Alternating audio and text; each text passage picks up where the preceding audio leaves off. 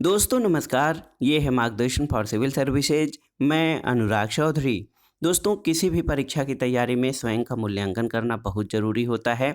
इससे एक तो आपके तैयारी के लेवल का पता चलता है और दूसरे और अधिक मेहनत करने की प्रेरणा मिलती है। इसका सबसे अच्छा तरीका है प्रैक्टिस सेट सॉल्व करना। इसी को ध्यान में रखकर हम प्रस्तुत कर रहे हैं टीजीटी पीजीटी परीक्षा हिंदी के लिए महत्वपूर्ण प्रश्नों का अभ्यास सेट। ये प्रश्न आपके आगामी परीक्षाओं के लिए बहुत ही उपयोगी होंगे। दोस्तों प्रश्नों को सॉल्व करते समय हम इसकी व्याख्या भी करते चलेंगे ताकि आप प्रश्नों को आसानी से समझ सकें और कुछ अतिरिक्त तथ्यों को भी जान सकें। तो आइए शुरू करते हैं टीजीटी पीजीटी हिंदी के लिए महत्वपूर्ण प्रश्नों का अभ्यास सेट।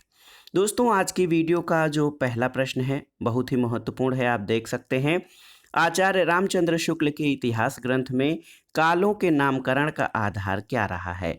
ऑप्शन युग प्रवृत्ति, पूर्व परंपरा, प्रमुख ग्रंथ या उपर्युक्त में से कोई नहीं। तो सही उत्तर है आचार्य रामचंद्र शुक्ल के इतिहास ग्रंथ में कालों के नामकरण का आधार युग प्रवृत्ति रही है। और आचार्य रामचंद्र शुक्ल ने अपने ग्रंथ हिंदी साहित्य के इतिहास में हिंदी साहित्य के 900 वर्षों के इतिहास को 4 कालों वीरगाथा काल, भक्ति काल, रीति काल और गद्य काल में विभाजित किया है। और ये विभाजन युग की प्रवृत्तियों और विशेषताओं के आधार पर किया गया है। तो याद रखिएगा आचार्य रामचंद्र शुक्ल के इतिहास ग्रंथ में कालों का नामकरण का आधार युग की प्रवृत्ति रही है। अगला प्रश्न सूची 1 का सूची 2 से मिलान कराना है। इसमें देखिए गोरखनाथ और उनका युग, ये कृति आपकी रांगे राघव की है। ए का चौथा हो जाएगा। सिद्ध साहित्य धर्मवीर भारती की रचना है। बी का तीसरा।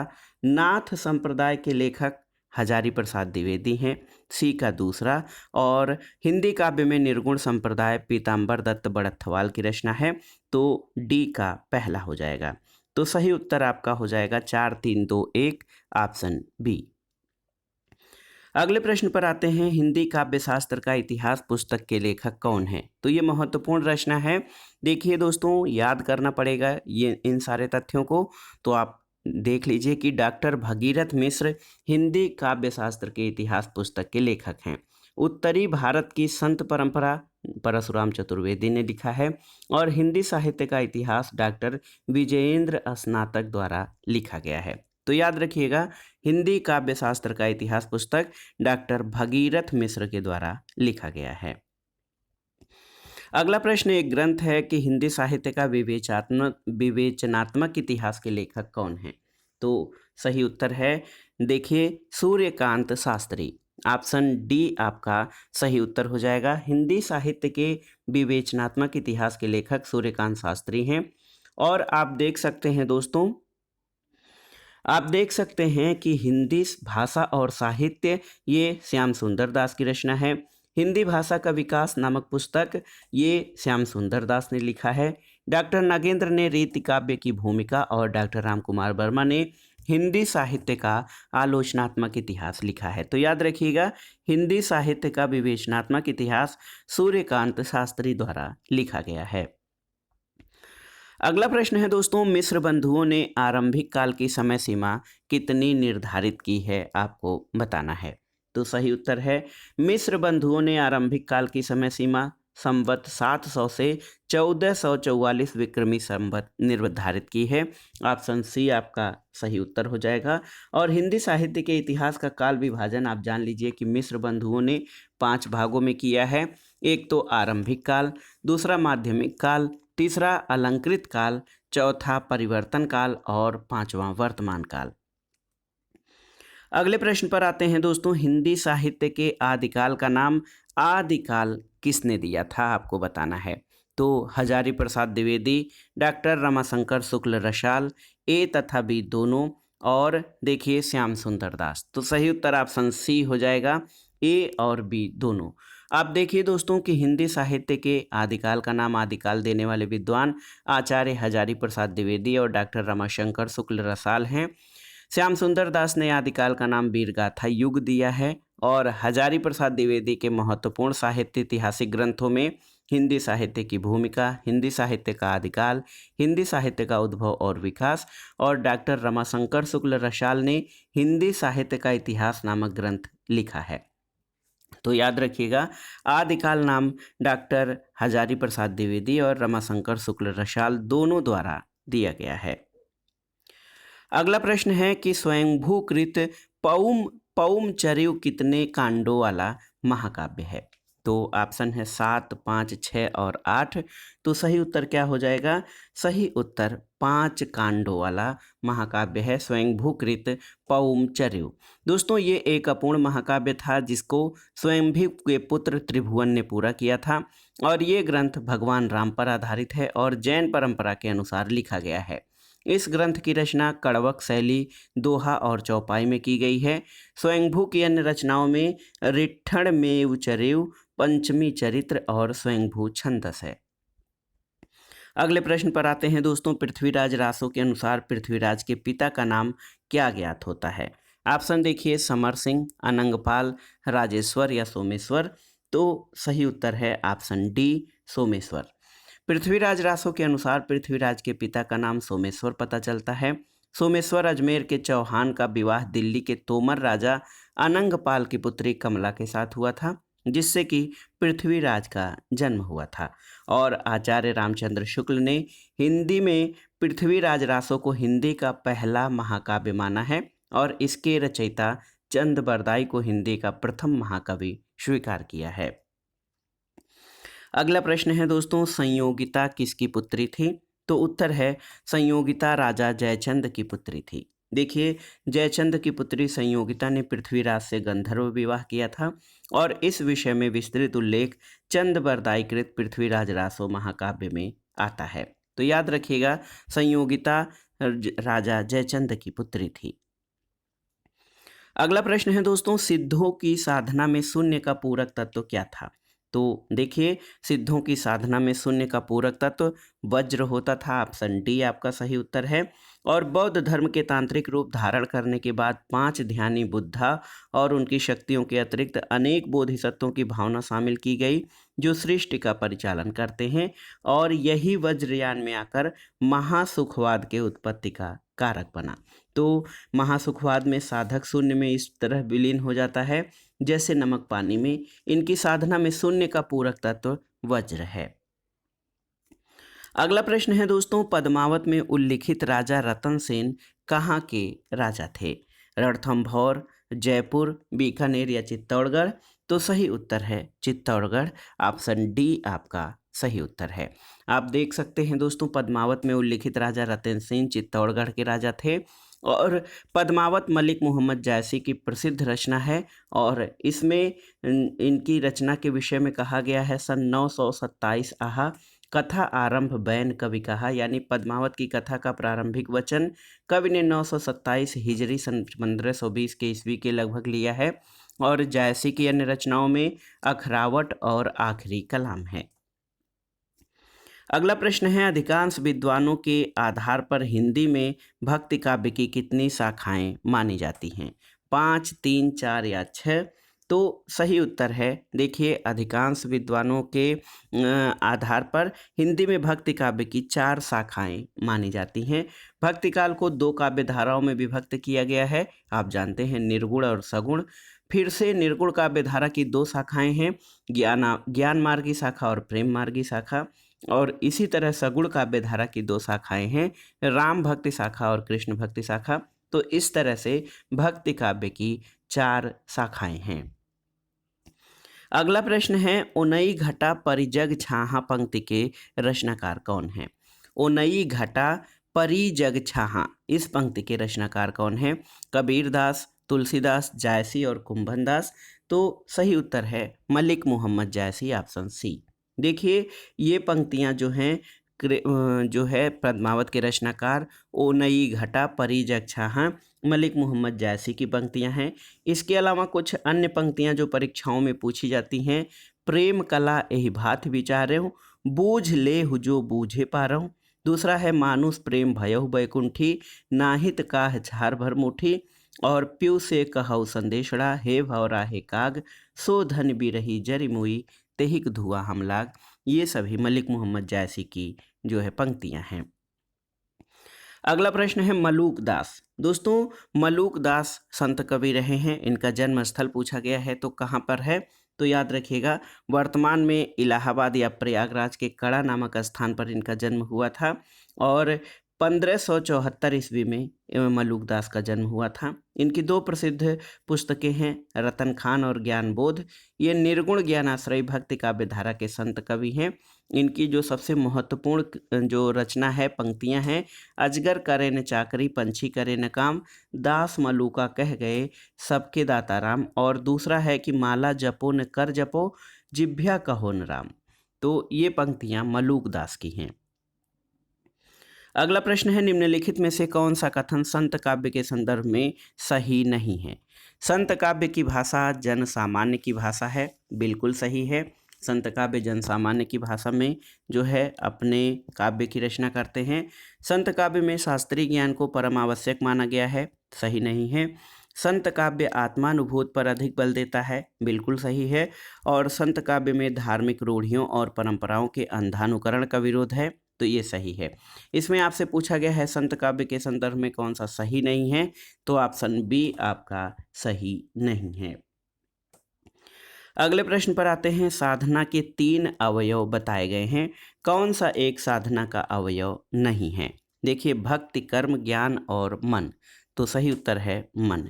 दोस्तों, मन जो है वो साधना का अवयव नहीं है। और आप जान लीजिए कि साधना के जो 3 अवयव हैं उनमें भक्ति, कर्म और ज्ञान शामिल हैं। ये 3 ऐसे साधन हैं जिनके माध्यम से ईश्वर को प्राप्त किया जा सकता है, मन इसमें शामिल नहीं है। अगला प्रश्न है जो नर दुख में दुख नहीं माने, किसकी पंक्तियां हैं। दादू दयाल, सुंदरदास, गुरु नानक या रैदास, तो सही उत्तर है गुरु नानक। ये पंक्तियां कि जो नर दुख में दुख नहीं माने जो है इसके रचनाकार गुरु नानक हैं। गुरु नानक देव का जन्म 1469 में तलवंडी जिला लाहौर ननकाना साहिब नामक स्थान पर हुआ था और 1538 में इनका निधन हुआ था। इनकी प्रमुख रचनाओं में रहिरास, सोहिला, जपूजी और आसा दीवार हैं। और इसके अलावा गुरु नानक द्वारा जो नर दुख में दुख नहीं माने प्रसिद्ध पंक्तियां इनके द्वारा वर्णित हैं। एक महत्वपूर्ण कवि हैं दोस्तों रैदास। रैदास ने जो पंक्तियां लिखी हैं परीक्षाओं में पूछी जाती हैं। अब कैसे छूटे राम नाम रट लागी, और दूसरा प्रभु जी तुम चंदन हम पानी, और तीसरा माधव क्या कहिए प्रभु। ये रैदास की पंक्तियां हैं। अगला प्रश्न है दोस्तों, इनायत एक प्रसिद्ध सूफी शब्द है, इसका अर्थ क्या होता है। मृत्यु, एकाकार, कृपालुता या सेवा, तो सही उत्तर है कृपालुता। इनायत का सही अर्थ कृपालुता होता है। जैसे मसनवी जो है दोहा और चौपाई शैली के लिए प्रयुक्त होता है। फना मतलब विलीन हो जाना, वस्ल मतलब एकाकार हो जाना, जुहद पवित्रता होता है, वज्द परमानंद होता है, और मुर्शिद गुरु का नाम होता है। तो इनायत सूफी शब्द है, इसका अर्थ कृपालुता होता है। अगला प्रश्न है राम कथा उत्पत्ति और विकास नामक समीक्षात्मक ग्रंथ के लेखक कौन हैं। तो सही उत्तर है फादर कामिल बुल्के। देखिए दोस्तों, राम कथा उत्पत्ति और विकास के लेखक फादर कामिल बुल्के हैं। डॉक्टर उदयभान मिश्र ने तुलसी काव्य मीमांसा और तुलसी जैन मीमांसा ग्रंथ लिखा है। डॉक्टर भगीरथ मिश्र की कृति तुलसी रसायन है, और सूर्यकांत त्रिपाठी निराला ने तुलसीदास नामक काव्य लिखा है। तो याद रखिएगा फादर कामिल बुल्के ने राम कथा उत्पत्ति और विकास नामक समीक्षात्मक ग्रंथ लिखा है। अगला प्रश्न है राम को काम कहाँ, रिपु जीतहि कौन कबे रिपु जीतो कहाँ। इन पंक्तियों के रचनाकार कौन हैं आपको बताना है। तो सही उत्तर है केशवदास। देखिए, केशवदास रीतिकालीन महत्वपूर्ण कवि हैं, और आप देख सकते हैं कि राम को काम कहाँ, रिपु जीतहि कौन कबे रिपु जीत्यों कहाँ, इस पंक्तियों के रचनाकार केशवदास हैं। केशवदास का जन्म बुंदेलखंड में ओरछा नगर में हुआ था। इनकी रचनाओं में रसिक प्रिया, रामचंद्रिका, कवि प्रिया, रतन बावनी, वीर सिंह देव चरित्र, विज्ञान गीता, जहांगीर जस चंद्रिका और नख सिख तथा छंदमाला हैं। तो याद रखिएगा दोस्तों, ये जो है महत्वपूर्ण पंक्तियां केशवदास की हैं। अगला प्रश्न है नगर शोभा किसकी रचना है, आपको बताना है। तो उत्तर है रहीमदास। नगर शोभा दोस्तों रहीमदास की रचना है और इनकी अन्य रचनाओं में बरवै नाई का भेद, श्रृंगार सतसई जिसको रहीम दुहावली कहा जाता है, इसके अलावा श्रृंगार सोरठा, मदनाष्टक भी हैं। रहीमदास अकबर के दरबारी कवि थे। इनका जन्म 1556 में लाहौर में हुआ था। नगर शोभा और बरवे नाई का भेद ये रीति निरूपक वर्णन है। अगला प्रश्न है निम्नलिखित में से कौन सा संप्रदाय उनके प्रवर्तक या संस्थापक के साथ सुमेलित नहीं है। तो सही उत्तर क्या है, देखिए रुद्र संप्रदाय विष्णु स्वामी सही सुमेलित है। स्मार्त संप्रदाय माधवाचार्य सही नहीं है। गौड़ीय संप्रदाय चैतन्य महाप्रभु और राधा वल्लभ संप्रदाय हित हरिवंश। तो ऑप्शन बी आपका सही सुमेलित नहीं है। दोस्तों रुद्र संप्रदाय के संस्थापक विष्णु स्वामी रहे हैं और देखिए स्मार्त संप्रदाय के संस्थापक ये शंकराचार्य हैं, न कि माधवाचार्य। तो याद रखिएगा स्मार्त संप्रदाय के संस्थापक शंकराचार्य हैं। अगला प्रश्न है दोस्तों रामानंद के गुरु कौन थे, आपको बताना है। तो सही उत्तर है आचार्य रामानंद के गुरु राघवानंद थे, जबकि रामानुजाचार्य के गुरु कांचीपुर थे। कृष्णदास के गुरु वल्लभाचार्य और वल्लभाचार्य के गुरु विष्णु स्वामी थे। महाकवि सूरदास के गुरु वल्लभाचार्य थे। कबीर, रैदास, पीपा और धन्ना के गुरु रामानंद थे। रामानंद रामावत संप्रदाय के संस्थापक थे। तो याद रखिएगा दोस्तों रामानंद के गुरु कौन थे, तो सही उत्तर आपका हो जाएगा आचार्य रामानंद के गुरु राघवानंद थे। ये बहुत ही महत्वपूर्ण प्रश्न है आपके लिए, आप देख लीजिए। आचार्य रामानंद के गुरु राघवानंद थे और रामानुजाचार्य के गुरु कांचीपुर थे। कृष्णदास के गुरु वल्लभाचार्य और वल्लभाचार्य के गुरु विष्णु स्वामी थे। अगला प्रश्न है दोस्तों उत्तर मध्यकाल के नामकरण के संबंध में किस लेखक का नाम असंगत है। कला काल हजारी प्रसाद द्विवेदी तो सही नहीं है। श्रृंगार काल विश्वनाथ प्रसाद मिश्र सही है। रीतिकाल आचार्य रामचंद्र शुक्ल सही है। अलंकृत काल मिश्र बंधु सही है। दोस्तों आप देखिए बहुत ही महत्वपूर्ण प्रश्न है कि उत्तर मध्यकाल को जो है कला काल डॉक्टर रमाशंकर शुक्ल रसाल द्वारा कहा गया है। तो कला काल की संज्ञा रसाल द्वारा दी गई है, न कि हजारी प्रसाद द्विवेदी द्वारा। और श्रृंगार काल विश्वनाथ प्रसाद मिश्र ने, रीतिकाल आचार्य रामचंद्र शुक्ल ने और अलंकृत काल मिश्र बंधुओं ने, उत्तर मध्यकाल हजारी प्रसाद द्विवेदी ने कहा है। अगला प्रश्न है निम्नलिखित में से कौन सा कवि डॉक्टर नागेंद्र के अनुसार रीतिबद्ध कवियों के अंतर्गत नहीं आता है। रसनिधि, वृंद, पजनेश या घनानंद। तो सही उत्तर ऑप्शन डी घनानंद। दोस्तों रीतिबद्ध कवियों में सेनापति, बिहारी, रसनिधि, वृंद, नृपशंभु, नेवाज, कृष्ण कवि, हठी जी, विक्रमादित्य राम सहाय, पजनेश और बेनी प्रवीण हैं। रीतिमुक्त कवियों में घनानंद, आलम, बोधा और ठाकुर हैं। रीति मुक्त कवियों के संबंध में कोई मतभेद नहीं है, लेकिन रीतिबद्ध शब्द के विषय में मतभेद प्राप्त होता है। तो याद रखिएगा दोस्तों आप देख सकते हैं कि डॉक्टर नागेंद्र के अनुसार घनानंद जो हैं वो रीतिबद्ध कवियों में शामिल नहीं हैं।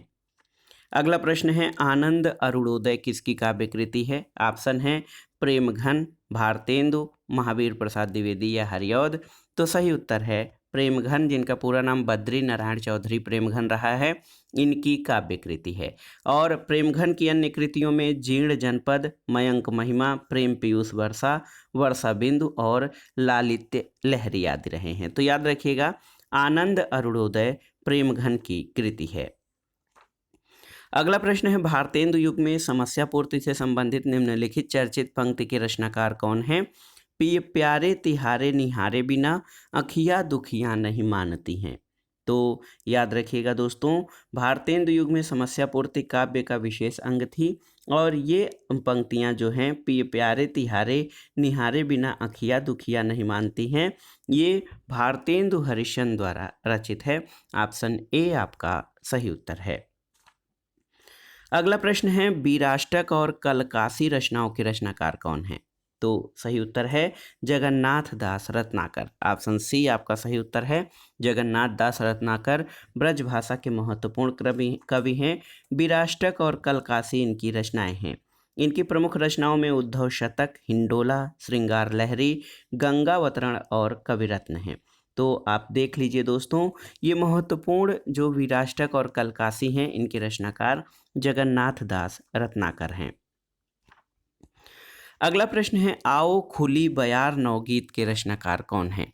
तो याद रखिएगा, राजेंद्र प्रसाद सिंह। आओ खुली बयार नवगीत के रचनाकार राजेंद्र प्रसाद सिंह हैं। वीरेंद्र मिश्र ने बाड़ी के कलाकार अभिराम चल मधुवती और गीतम नामक नवगीत लिखा है। और राम दरस मिश्र ने मेरे प्रिय गीत नाम से नवगीत की रचना की है। अगला प्रश्न है दोस्तों, निम्नलिखित में से किस कवि का संबंध तीसरा सप्तक से है? मदन वात्सायन, धर्मवीर भारती, नेमिचंद्र जैन या अवधेश कुमार? तो सही उत्तर है मदन वात्सायन, ऑप्शन ए। दोस्तों, मदन वात्सायन तीसरे सप्तक के कवि हैं, धर्मवीर भारती दूसरे सप्तक के कवि हैं और नेमिचंद्र जैन तार सप्तक यानी पहले सप्तक के कवि हैं। अवधेश कुमार चौथे सप्तक के कवि हैं। हिंदी में प्रयोगवाद का प्रारंभ आप जानते हैं 1943 में अज्ञे द्वारा संपादित तार सप्तक के प्रकाशन से माना जाता है। दूसरा सप्तक 1951 में, तीसरा 1959 में और चौथा 1979 में प्रकाशित हुआ था।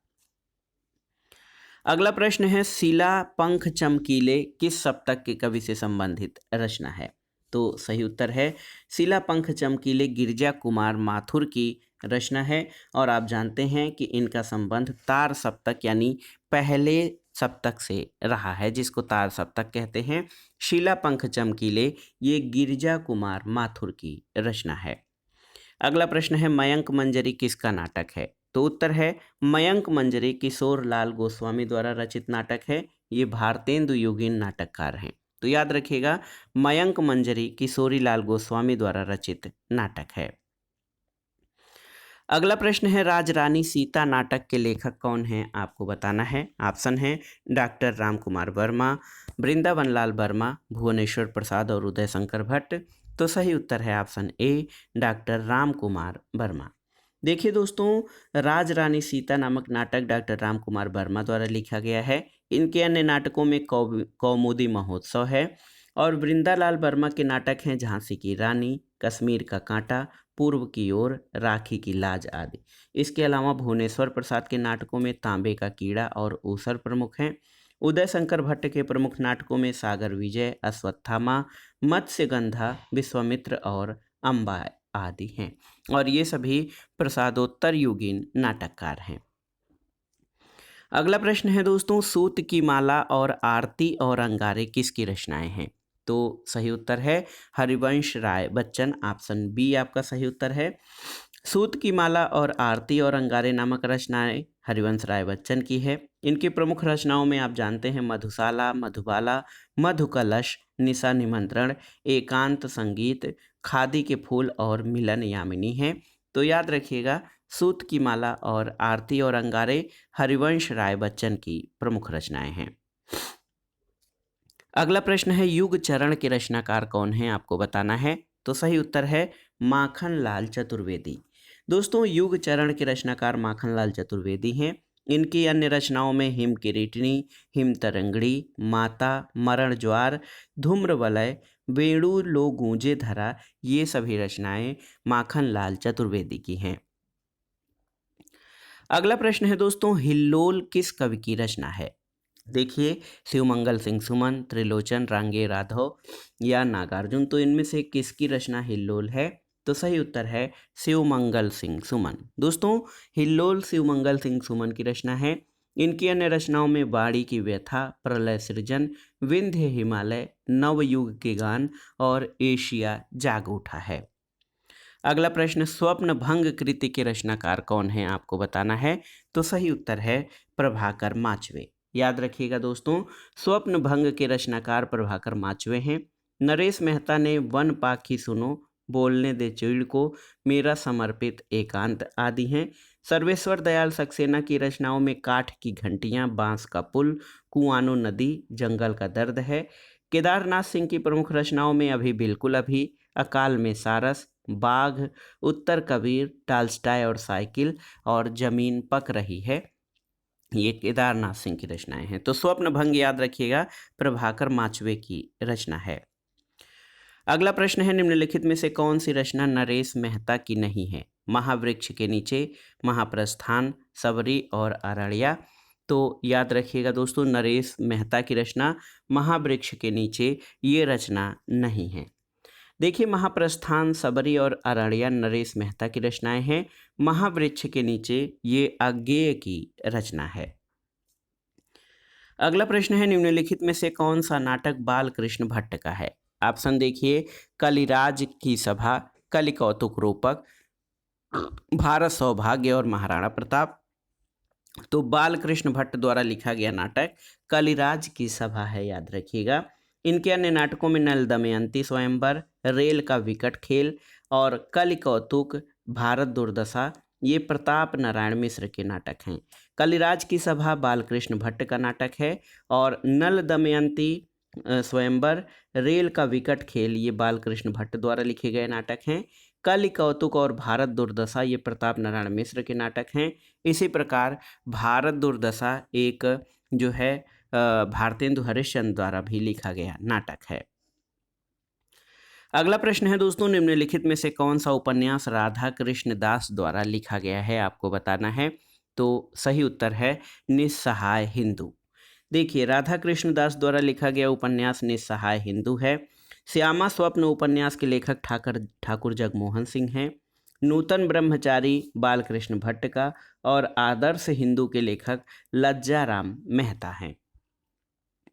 अगला प्रश्न बहुत ही महत्वपूर्ण है, देहाती दुनिया उपन्यास के लेखक कौन हैं? ऑप्शन है शिवपूजन सहाय, सियाराम शरण गुप्त, प्रेमचंद या विश्वंभरनाथ शर्मा कौशिक। तो सही उत्तर है दोस्तों, देहाती दुनिया के रचनाकार शिवपूजन सहाय हैं और ये एक आंचलिक उपन्यास माना जाता है देहाती दुनिया। अगला प्रश्न है, मधुबन किस उपन्यास का पात्र है? आप देख सकते हैं कंकाल, तितली, इरावती और प्रेमाश्रम। तो सही उत्तर है तितली। दोस्तों, कंकाल, तितली और इरावती ये जयशंकर प्रसाद के नाटक हैं। प्रेमाश्रय प्रेमचंद का नाटक है। तितली उपन्यास के प्रमुख पात्रों में मधुबन, रामनाथ, तितली और इंद्रदेव हैं। अगला प्रश्न है, निम्नलिखित में से कौन सी कहानी शिव प्रसाद सिंह के द्वारा लिखी गई है? ऑप्शन है कर्मनाशा की हार, हार की जीत, तीर्थ यात्रा या पनघट। तो सही उत्तर है ऑप्शन ए, कर्मनाशा की हार। दोस्तों, कर्मनाशा की हार शिव प्रसाद सिंह की एक चर्चित कहानी है। इनकी अन्य कहानियों में मुर्दा सराय, आर पार की माला, इन्हें भी इंतजार है और अंधेरा हंसता है। अगला प्रश्न है, निम्नलिखित में से कौन सी कहानी प्रेमचंद द्वारा लिखित नहीं है? स्वर्ग की देवी, प्रेम की होली, परीक्षा और कसाईबाड़ा। तो सही उत्तर है कसाईबाड़ा। कसाईबाड़ा के लेखक प्रेमचंद नहीं बल्कि शिवमूर्ति की कहानी है। और दोस्तों, इनकी अन्य रचनाओं में दुखिया दास कबीर, केसर कस्तूरी, तर्पण, भरतनाट्यम और सिरी उपमा जोग हैं। तो याद रखिएगा, स्वर्ग की देवी, प्रेम की होली, परीक्षा, ये सभी प्रेमचंद की रचनाएं हैं। कसाईबाड़ा प्रेमचंद द्वारा नहीं बल्कि शिवमूर्ति इसके लेखक हैं। अगला प्रश्न है दोस्तों, साहित्य सर्जना निबंध के लेखक कौन हैं, आपको बताना है। ऑप्शन है रामवृक्ष बेनीपुरी, इलाचंद जोशी, यशपाल या जैनेन्द्र कुमार। तो सही उत्तर इलाचंद्र जोशी। दोस्तों, साहित्य सर्जना निबंध के लेखक इलाचंद जोशी हैं। इनके अन्य निबंधों में विवेचना, विश्लेषण, साहित्य चिंतन और देखा परखा आदि हैं। अगला प्रश्न है, निम्नलिखित में से कौन सा निबंध कुबेर नाथ राय का नहीं है? गंधमादन, यत्र तत्र सर्वत्र, मराल और महाकवि की तर्जनी। तो इसमें आपको बताना है कि कौन सा निबंध कुबेर नाथ राय का नहीं है। तो सही उत्तर है यत्र तत्र सर्वत्र। देखिए, कुबेर नाथ राय के निबंधों में गंधमादन, मराल, महाकवि की तर्जनी, प्रिया नीलकंठी, रस आखेटक, विषय योग, निषाद बांसुरी, पर्ण मुकुट और क्षीरसागर हैं। यत्र तत्र सर्वत्र के लेखक कौन हैं, आप जान लीजिए, शरद जोशी। अगला प्रश्न है, निम्नलिखित में से कौन सी कृति डॉक्टर नामवर सिंह से संबंधित नहीं है? नई कविता के प्रतिमान, कविता के नए प्रतिमान, दूसरी परंपरा की खोज या कहानी, नई कहानी। तो सही उत्तर है नई कविता के प्रतिमान। दोस्तों, नई कविता के प्रतिमान नामक आलोचना कृति के लेखक लक्ष्मीकांत वर्मा हैं। याद रखिएगा, लक्ष्मीकांत वर्मा जो हैं ये नई कविता के प्रतिमान के लेखक हैं। जबकि कविता के नए प्रतिमान, दूसरी परंपरा की खोज, कहानी, नई कहानी, छायावाद, इतिहास और आलोचना, हिंदी के विकास में अपभ्रंश का योगदान, ये सभी प्रसिद्ध आलोचक डॉक्टर नामवर सिंह की कृतियां हैं। अगला प्रश्न है दोस्तों, टकराहट एकांकी के लेखक कौन हैं, आपको बताना है। तो उत्तर है जैनेन्द्र कुमार। टकराहट नामक एकांकी के लेखक जैनेन्द्र कुमार हैं। उदय शंकर भट्ट के प्रमुख एकांकी में स्त्री का हृदय और डॉक्टर राम कुमार वर्मा की एकांकी में बादल की मृत्यु 10 मिनट हैं। और इसके अलावा अंडे के छिलके, आषाढ़ का एक दिन, सिपाही की माँ, ये मोहन राकेश के प्रमुख नाटक हैं। अगला प्रश्न है दोस्तों, प्लाट का मोर्चा कृति की किस साहित्यिक विधा है। तो सही उत्तर है रिपोर्ताज। देखिए, प्लाट का मोर्चा कृति की साहित्यिक विधा रिपोर्ताज है। इसके लेखक शमशेर बहादुर सिंह हैं। अगले प्रश्न पर आते हैं दोस्तों, सृजन के सहयात्री किसकी कृति है। तो उत्तर है रविंद्र कालिया। दोस्तों, सृजन के सहयात्री रविंद्र कालिया की कृति है और ये एक संस्मरणात्मक कृति है। अगला प्रश्न है, बर्लिन की डायरी के लेखक कौन हैं। तो सही उत्तर है अज्ञे। याद रखिएगा, बर्लिन की डायरी दोस्तों ये सच्चिदानंद हीरानंद वात्स्यायन अज्ञे की कृति है। अज्ञे के प्रसिद्ध यात्रा वृत्तों में एक बूंद सहसा उछली में इसके कुछ अंश उद्धृत किए गए हैं। अगला प्रश्न है, स्त्री विमर्श पर लिखी गई पुस्तक परिधि पर स्त्री की लेखिका कौन है। ऑप्शन है प्रभा खेतान, सुमन राजे, मैत्रेयी पुष्पा और मृणाल पांडे। तो सही उत्तर मृणाल पांडे। दोस्तों देखिए, स्त्री विमर्श पर लिखी गई पुस्तक परिधि पर स्त्री, इसकी लेखिका मृणाल पांडे हैं। ये स्त्री विमर्श पर आधारित पुस्तक है। और स्त्री विमर्श पर लिखी गई कुछ अन्य पुस्तकें आप जान लीजिए। उपनिवेश में स्त्री प्रभा खेतान की है। हिंदी साहित्य का आधा इतिहास सुमन राजे, सुनो मालिक तथा खुली खिड़कियां मैत्रेयी पुष्पा की, औरत के लिए औरत ये नासिरा शर्मा की कृति हैं। अगला प्रश्न है दोस्तों, हिंदी में दलित काव्यधारा कृति के लेखक कौन हैं। तो सही उत्तर है हिंदी में दलित काव्यधारा, इसके लेखक माता प्रसाद हैं। आप देखिए, ऑप्शन ए आपका सही उत्तर हो जाएगा। माता प्रसाद ने हिंदी में दलित काव्यधारा और झोपड़ी से राजभवन तक जो है महत्वपूर्ण कृतियाँ लिखी हैं। इसके अलावा तुलसी राम की आत्मकथा मुर्दहिया ये दलित साहित्य के अंतर्गत सबसे महत्वपूर्ण कृति मानी जाती है। ओम प्रकाश वाल्मीकि की आत्मकथा जूठन भी बहुत ही महत्वपूर्ण है। इसके अलावा ओम प्रकाश वाल्मीकि की कृतियों में सदियों का संताप और घुसपैठ ये प्रमुख हैं। अगला प्रश्न है दोस्तों, निम्नलिखित में से कौन सा पत्र अज्ञे द्वारा संपादित नहीं किया गया है, आपको बताना है। ऑप्शन है दिनमान, सैनिक, प्रतीक और माधुरी। तो सही उत्तर है माधुरी। अज्ञे द्वारा संपादित पत्रिकाओं में दिनमान, सैनिक और प्रतीक हैं। माधुरी के संपादक विष्णु नारायण भार्गव और प्रेमचंद हैं और ये लखनऊ से प्रकाशित होता था। अगला प्रश्न है, हिंदी अनुशीलन पत्र के संपादक का नाम क्या है, आपको बताना है। तो सही उत्तर है हिंदी अनुशीलन पत्र के संपादक का नाम धीरेन्द्र वर्मा है। ऑप्शन ए आपका सही उत्तर है। ये एक त्रैमासिक पत्र था। अगला प्रश्न है दोस्तों, भारत बंधु पत्र के संपादक तोताराम थे। इसका प्रकाशन कहाँ से होता था, आपको बताना है। ऑप्शन है फर्रुखाबाद, अलीगढ़, मुजफ्फरपुर और इंदौर। तो सही उत्तर है अलीगढ़। देखिए, भारत बंधु नामक पत्र के संपादक तोताराम थे। इस पत्र का प्रकाशन अलीगढ़ से होता था। फर्रुखाबाद से प्रकाशित पत्र भारत हितैषी था, ये मासिक पत्र था। साहित्य सुधा निधि नामक मासिक पत्र देवकीनंदन खत्री के संपादकत्व में मुजफ्फरपुर से प्रकाशित होता था। और वीणा नामक पत्र राष्ट्रीय जागरण का अग्रदूत माना जाता था, जो शांतिप्रिय जोशी के संपादन में इंदौर से प्रकाशित होता था। अगला प्रश्न है, निम्नलिखित में से कौन सी रचना ज्ञानपीठ पुरस्कार से पुरस्कृत नहीं है। देखिए, उर्वशी, यामा, चिदंबरा और 10 द्वार से सोपान तक। तो सही उत्तर है 10 द्वार से सोपान तक। दोस्तों, हिंदी साहित्य में प्रथम ज्ञानपीठ पुरस्कार पाने वाले कवि सुमित्रानंदन पंत हैं। उन्हें 1968 में चिदम्बरा के लिए ये पुरस्कार दिया गया था। वर्ष 1972 में रामधारी सिंह दिनकर को उर्वशी के लिए, और इसके अलावा 1978 में कितनी नावों में कितनी बार के लिए अज्ञे के, और 1982 में यामा के लिए महादेवी वर्मा को ये पुरस्कार दिया गया। 10 द्वार से सोपान तक ये हरिवंश राय बच्चन की कृति है। 1991 में इस पर इन्हें सरस्वती सम्मान मिला था, यानी 10 द्वार से सोपान तक ज्ञानपीठ पुरस्कार से पुरस्कृत रचना नहीं है। अगला प्रश्न है, रेहन पर रघु किसकी औपन्यासिक कृति है? तो सही उत्तर है काशीनाथ सिंह। दोस्तों, रेहन पर रघु उपन्यास के लेखक काशीनाथ सिंह हैं। इनके अन्य उपन्यासों में अपना मोर्चा, काशी का 80, महुआ चरित और उपसंहार हैं। तो याद रखिएगा, रेहन पर रघु काशीनाथ सिंह की उपन्यासिक कृति है।